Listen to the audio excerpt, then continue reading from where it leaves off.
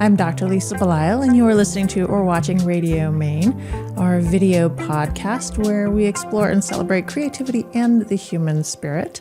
We are sponsored by the Portland Art Gallery in Portland, Maine. Today, I have with me an individual that I actually met at the Portland Art Gallery. Her name is Beryl Cui. She is a cross-cultural communication educator and trainer by profession, but she's come to Maine and is sort of starting things over again. And I just loved your story so much when you and I were talking at the Portland Art Gallery that I wanted to know more about you and know how it is that you ended up here in the Portland area. So thanks for coming in today. Yeah, of course. Thank you for having me. So my name is Beryl. I'm a cross-cultural communication trainer and English instructor. So over the past decades, I worked in education and corporate training fields. And I always enjoy the feeling that I can use my knowledge base to help a lot of individuals and organizational leaders to develop their confidence and their trust and develop a better skill in communication. So that's what I mainly focus on. And back to 5 months ago, my husband and I moved to Maine from Beijing. It's a big change for me, actually. So my husband used to in college in the University of Maine, so he loved Maine so much. And geographically, my hometown and where I met with my husband is the same location as in Maine. It's just like a Maine, China. So we started to think about how about we start a new chapter, something new, after we met and stayed in China for 10 years. So that's how we end up in Maine, in this beautiful city over here. So this is something that I had first asked you about, Yeah. and that is the weather. And it sounds like the weather where you grew up is very similar to the weather here in the Northeast. So that's not something new that you've had to get used to at all. Yeah, I adjusted so well, so I got used to it. Actually, the snowy days, the ice and everything around there make me so excited because that brings me to the childhood that I used to picture this every single day with my mom, with my families in the wintertime. So I actually enjoy the weather here, so that didn't give me such a big surprise. So Beryl, what was it about cross-cultural communication that appealed to you so much that you ended up pursuing this professionally? Good question. So I'm originally from China, and I worked as a full-time job as a start 10 years ago. And at that start, I've been working with families and students for a while. And really, over the time, I feel like language learning was more than just about grammar or vocabulary. It is about how to build confidence, trust, and how to feel respected and being understood. So all along the way, I've passed by the chance to teach a lot of business cooperations, English, so business English. And that appeals to me so much because a lot of business leaders, CEOs, managers, supervisors, they all wanted to develop their language skills, not only for language learning, but also for how to speak something well and confidently with another language to deliver their messages really well to another person. And they also have the occasions they need to deliver a speech over like 200 and 300 people in public. So I feel this is so essential and so significant for me to be in to help them to build not only for language, but also for confidence as well. You know, like I said, it's not only about grammar or vocabulary. It is about how can you fully express yourself. And sometimes language is one thing. It's about bonding and the connection with language is another thing. So this is so obsessing to me that I feel like, oh, I can develop that as well to help more organization leaders to develop their skills. So that's how I step on this path. So when talking to CEOs who want to communicate better with others in business, what are some of the topic areas that you would spend time on? And what is some of the advice that you would give?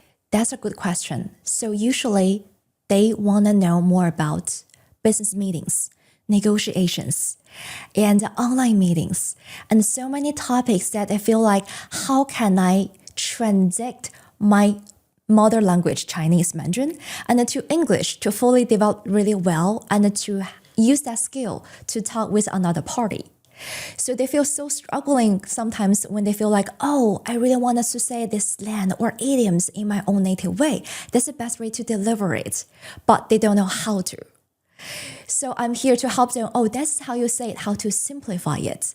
Not just like a so textbook kind of wise the language that we used to see from the book, but that is how to use that your mind and deliver into a more casual way and to throw it into a way that both parties can understand, can fully deliver that.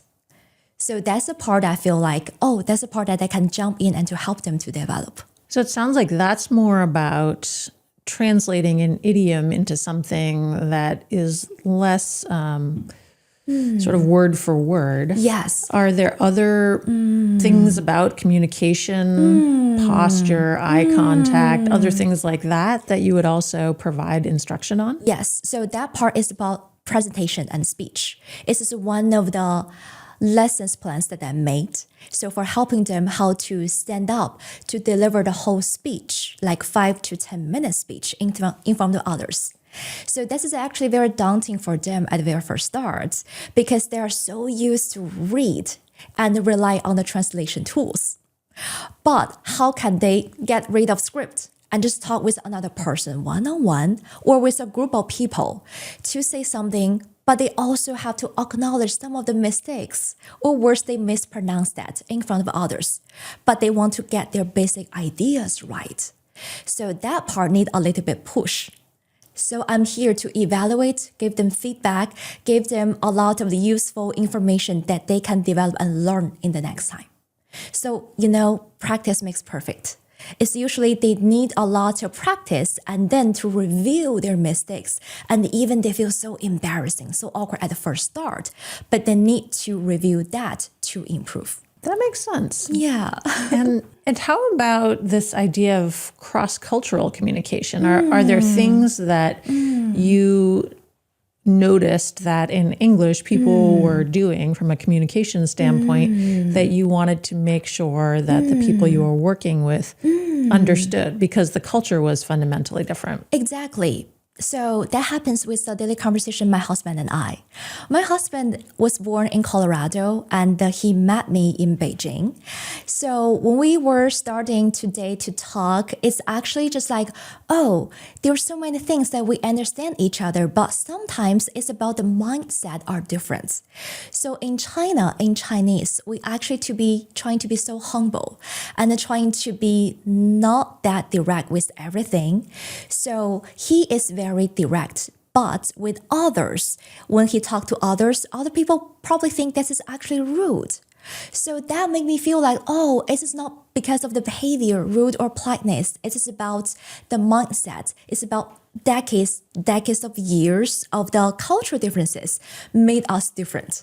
So as long as the cultural part has been clarified, then the communication will become so smooth. So I also bring these experiences to my classroom, to my lessons, to my workshop, to the daily conversation with me and the coaching with the leaders and the supervisors. So they feel like, oh, the next time I should behave in this way and speak in this way, more direct. And then they will develop a better conversation. And it sounds like it's mostly between people who have a Chinese background and an English background. Have you noticed any other differences with other cultures? And have you had an experience with that? Yes. So I am a big fan of traveling. So when I was in New Zealand and in Japan and in Korea, I feel like even though we can speak in English, we can talk, but there were some of the awkward things will happen because of like mistranslating in languages. So I feel like no matter what languages we're speaking, so the culture is the roots for everything else. So as long as we know about their background, like cultural backgrounds, we can have like a better communication. So it's also driven from the experiences that I travel to different places, make me feel like, oh, that experiences could be a better resources that I bring to my workshop, to my classroom, and to deliver it to my students and to the leaders so they can benefit from my experiences.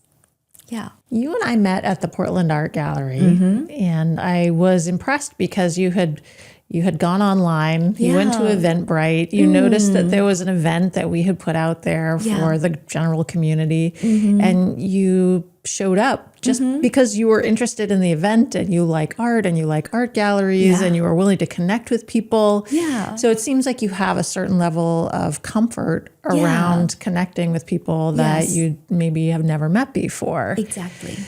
Not everybody has that level of comfort. So are you able to provide advice for people about connecting with others that they may not know so they can start that building of trust and relationship? Great question. I would say I was experiencing like a huge satisfaction from connection with people. And that gave me like substantial pleasure that never been replaced by scrolling up and downs or social medias or any other things online. So I really enjoy that the immersive communication, face-to-face talk, that's we put our listening, our attention to each other and have this meaningful talk with other people. This is so fun to me. And honestly, when I was young, I used to be so shy and so introverted. I don't like to open to myself and I was so reserved because like talking is so daunting to me. I never know if this person will accept me or not, or we will have some conflict. I never know. But since, I met my husband, like he is so good at communication. Even though we have some conflict, we would have this open talk. We just solve that directly to talk about how we feel, how do we think. Usually it's just different perspectives and different views, but we do like to express ourselves. And then I find this route, I find this way, I can also use this way to connect with other people. So it's so rewarding that I can turn my students and my coworkers and my workmates into my friends. And this is all from the direct conversations, from the places that we met. Maybe it's a workshop, maybe it's the art gallery. Maybe it is because of the trip. So because I've been through these experiences that's so rewarding to me that I feel like, I should explore something more. I should just go to different settings, different places to just have this talk probably that's never been found from online. So that's how I feel like, communication, it is so fun. I just love that so much, like having this connection and bond with people and with you. Well, and I appreciate that because when you and I first met, obviously I didn't know you, you didn't know me. Yeah. But it started with a very simple question. So Yes. how did you end up at the art gallery? Yeah. What brings you here? Yeah. And I think sometimes those introductory questions, they're not as hard as people think Yes. to start a conversation. Of course, it helps that you were very open to talking about your experience and your background. Yes. And I also noticed that you really were engaging with the art on the Portland Art Gallery walls. So you had a love of the visual. So that was something that you and I shared. Yes. So in talking to people who, let's say, are younger and they have gone through COVID and there was this whole online time where everybody just sort of ended up doing mostly scrolling and digital communication, and they're trying to figure out how to reconnect with people now, especially in school or going into the workplace. Are there things that you yourself have learned that can be pieces of advice for them? Yes. It is so easy to be staying at home and then to hold a phone to connect with people online. But I would say just do something different, tiny change. I always say that to myself and to my friends and students around me. So don't think that you'll make a big jump. You just only make a tiny 5% of change. So that's what I call 5% of change. And you can use this mindset to do everything else. For example, when I was in New Zealand, I can't swim. But there were so many good extreme sports and adventures that I am so dying to experience, to try. Because, I'm not being in New Zealand all the time. So I want to grab this chance to experience that. It's so fun. And there was called canyon experiences. It's just you go into the canyons and then to do this very hard trekking and hiking over there. And there was a part that it is selective and optional that you can jump out of the cliff and into the water. And then you have everything fully equipped, you'll be fine. But it's like the mindset is like, oh my God, I can't swim. It is so daunting for me. But I want to say this is a similar feeling that my students never had experiences of delivering the public speech. For us, for me, it's easy. From them, they don't know, students face, other people's face is the water for me. So I just always like compare about my experiences and their experiences so I know how they feel. And when it comes to me, I feel like, you know what? I just gave myself like a hint, 3, 2, 1, jump. Okay. And 3, 2, 1, when I was there, deep breath, and 3, 2, 1, I will be fine. And then jump. So as long as I make that jump, it's like a splash over there and I feel like, oh, I'm survived. So I accumulate a tiny, sense of achievement for me. So I use that to do my second jump, the third jump, the fourth jump. So how people are developing their confidence and their real skills is about a lot of practice. So I'd like to share the experiences to my people around me. They say, you know what? Whenever you feel like, I could stay at home to use my phone to look at so many messages online, but I can also do something different. It is not always positive, I'm sure.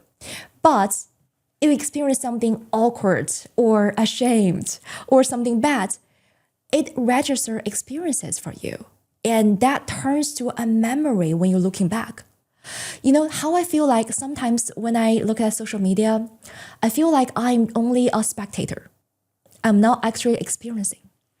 But right now, being present, being with others, being with another outside world in nature, that's a part always register in my memories. So I love to accumulate more and more of that. And I'm always telling them, it is not necessary. You have to do it. It is optional. But as long as you try something new, you feel like, you know what? It is not as hard as I originally thought. So why not? Why not trying it? Transition that you've had then to coming here to Maine from Beijing. Yeah. That's a very big transition. You had a lot of success. You did 10 years professionally in your prior field. Yeah. And not only did you move to a new country, but you've started over professionally. Yeah. Are you using some of the lessons that you've learned that you then bring to your students? Are you using them for yourself? That's a good question. So most of students still wanted to stick with me. So they wanted to have proceed and continue the lessons online remotely. So that's part of it. So the biggest challenging for me is to getting up super early, like 5 o'clock, because I need to adjust to different time zones and everything has a trade-off. So I accept that.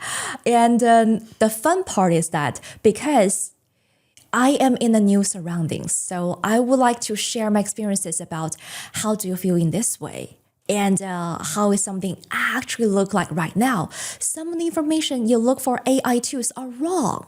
Some of the things are misleading information you look from the feed, from the short videos. So I would say, that's something that I experience every single day. And you can choose who would you like to believe to.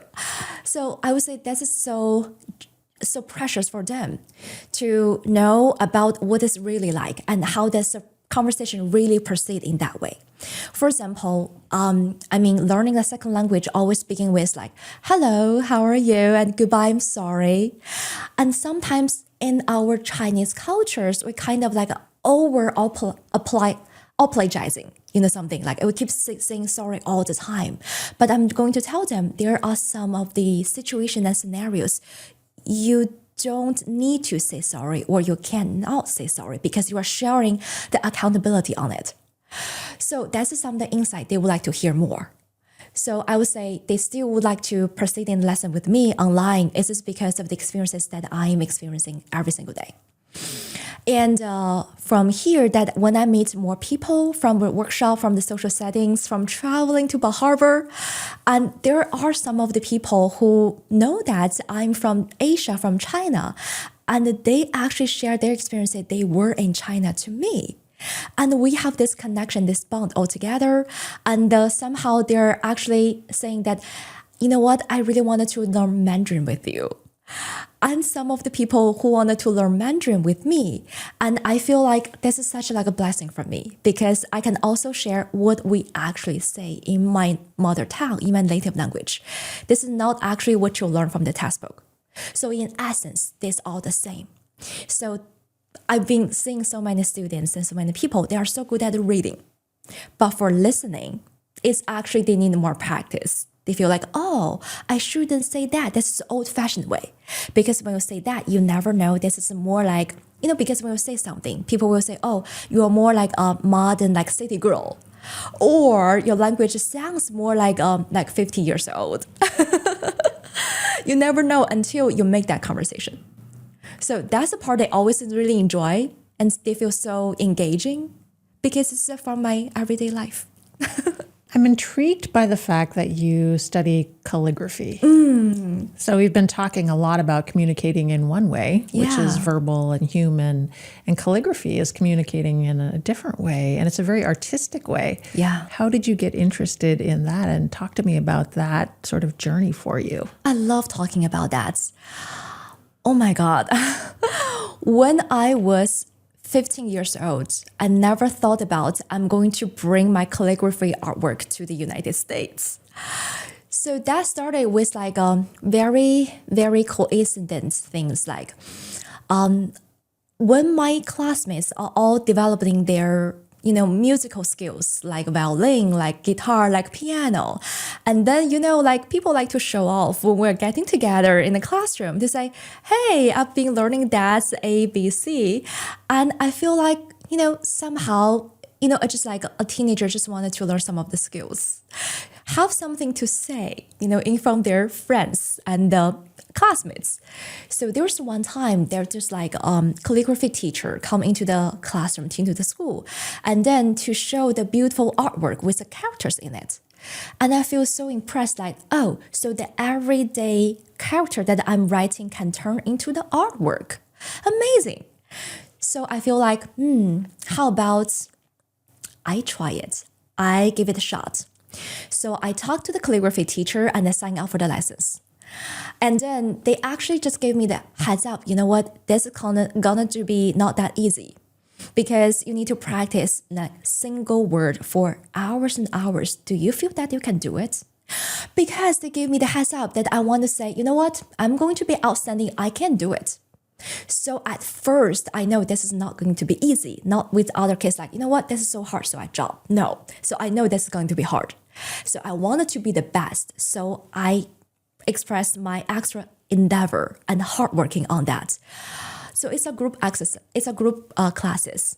So we are doing like every Saturday afternoon. So the class only lasts for an hour. So when we write, and the teacher will come up to me and to say, where can I improve? And how do you develop the way of seeing what is beautiful, what is not? And I feel like the kind of like the what to know, what is the standard of building is how I developed back that time. And then I just like, there was like the copy of the textbook and this is my artwork. And I just like practice one single character for hours and hours in a scorching summer day. This is super hard. But I like the feeling that the next class, when I hand out my hundreds of the artwork to my teacher while others are not writing anything, that I always got the compliment to say, oh, you did such a great job. And I'm the one who learned the most and who developed the fast. So I love the feeling, get the credits as a younger kid. So that pushed me to work harder and harder. So that's how I go through the 7 years. And, later years when I choose to become like an English teacher and I choose to be a corporate trainer, I always feel like, calligraphy can only be my hobby and interest. It's good to practice my patience, but I feel like, my works is being just like being in the corner and collecting all of the dust over there and never be looked by others until I move here. I've seen a lot of good artworks, and I would like to project myself into the same situation that I am that artist.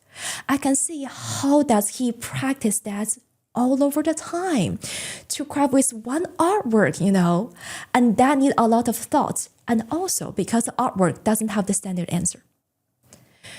So you never know when you feel that is perfect, that is complete, that is the time I am confident to show it to the others.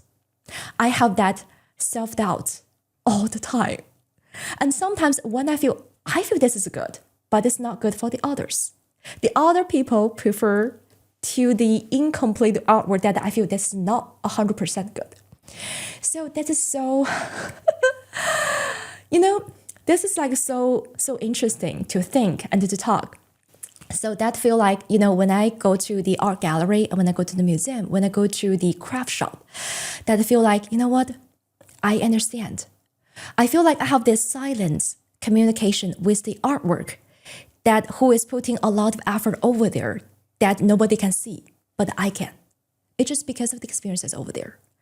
And also whenever I go to the gallery and museums in different states, in different countries, I feel like I gain the extra insight out of it, how to appreciate the beauty other people might not see it.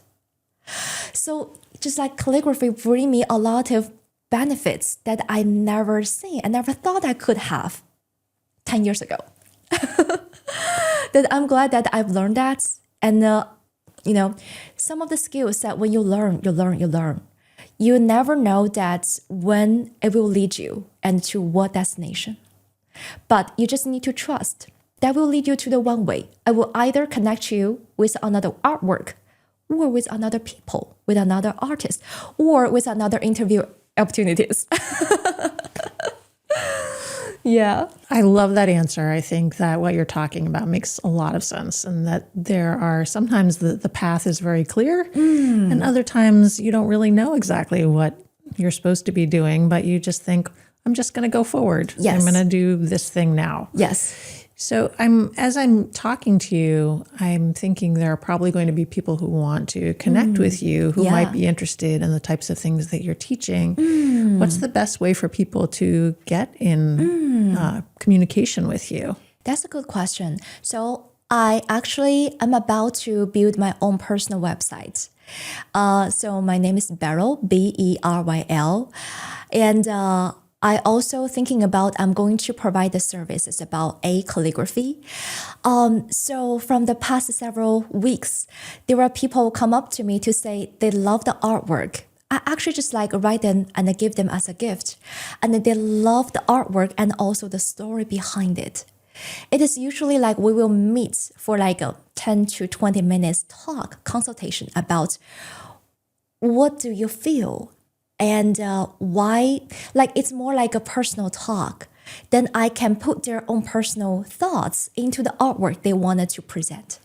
So it's more like collaboration with my work and their mindset as well. And then when it comes to like the artwork, I'm going to tell them each character's meaning. And then how does it sound beautiful? What does it mean to them? And how does it mean to us? And then it's just like they would love this idea about it. So it is not like a, copy and paste like the mass merchandise that they can easily buy from Amazon. It is about their personal and individual and personalized artwork that they can gain to hang their wall or as a gift to the others. So one of the calligraphy services that I'm going to provide. And also I'm going to put that into my international perspective, my ideas that my past experiences into the calligraphy and how I feel about Maine, this vibe, this atmosphere, these people, so kindness, give it to me. I'm also going to combine all of that into my artwork. So this is one of the way. And secondly, I'm also providing the Mandarin services, the teaching. So learning the language is also very daunting, but it's also very fun. And the thing is, it's when you're learning languages, when you go to travel, when you go to Asia, go to China to travel, you always feel like when you actually understand what other people are talking, give you more confidence, more than the translation tools. So, and then you don't need to pay the very expensive, the private tours as well. And it's about that when you can strike the conversation with the people you randomly met, who actually help you And that is can become more like a friends in the longer term. So I will feel like, so learning language is so fun. So I would like to help people with learning Mandarin as well. And also it's about cross-cultural communication. So I'm open to have this talk and to provide this insight with any different culture, about Asia, about China, about our culture in English or in Chinese. Like, it's so fun to learn more about it. And then what is like a pros and cons you need to know ahead of time before you pack your bags to go on a trip? And what's something that you need to anticipate, you need to expect? So the onlines are not 100% to be that reliable to, draw upon. I feel like when you listen to a talk, when you have this conversation, you will know more about it. So that is something that I'm about to do. And I'm going to share more information on my Instagram. That is BERYLCUI. So my Instagram, I'm going to put my personal website on that link as well. So that's one of the ways that people can reach to me for that. Well, I look forward to your website. Yeah. It seems like you already have a lot of really wonderful things to offer people. And I'm sure people who are listening today or watching are going to be intrigued enough to reach out to you. So I can't wait to see your website. I can't wait to see what happens next for you. Thank you so much. Thank you for having me. Yes, it's been a pleasure. Thank you for coming in today. Yeah, thank you for having me. I'm really happy about that. Thank you. Thank you. I'm Dr. Lisa Belisle, and you've been listening to or watching Radio Maine, our video podcast where we explore and celebrate creativity and the human spirit. Today, we've been speaking with Beryl Cui. She is many things, but a cross-cultural educator, a calligrapher, an artist. And if you're interested, please do find her on Instagram, as she said, or you can find her on the website that she will be building, or you can perhaps join us at one of our upcoming Portland Art Gallery openings at the Portland Art Gallery in Portland, Maine. And I'm hoping, Beryl, that you'll be willing to come back and join us again for one of those. Yes. That would be wonderful. Yes. Thank you. Thank you so much.